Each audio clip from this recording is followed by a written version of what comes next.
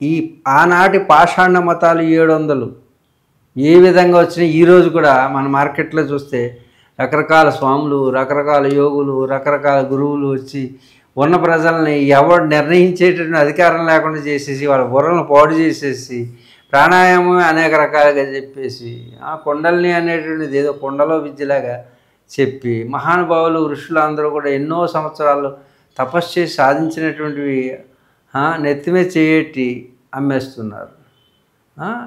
ధనం ఎప్పుడు సాధనం ధనం కాకూడదు. సహాయము వాళ్ళకి ఇచ్చేసి ధనం మాత్రం వీళ్ళు తీసుకుంటున్నారు, సాధన ఇవ్వట్లేదు. కాబట్టి ఇలాంటి వాళ్ళందరూ పుట్టుకొచ్చినప్పుడు ఇలాంటి విపత్కర పరిస్థితులు వస్తాయి. ప్రపంచ వినాశనానికి అధర్మం వృద్ధి చెందినప్పుడు, పాషాణ మతాలు పుట్టినప్పుడు అప్పుడు శివాంశ సంభూతుడైన వాడే జయించగలుగుతాడు. అలాగే శివాంశ సంభూతుడైనటువంటి ప్రధానమంత్రులు, రాష్ట్ర మంత్రులు ఎవరో గొప్ప వ్యక్తులు వస్తారు.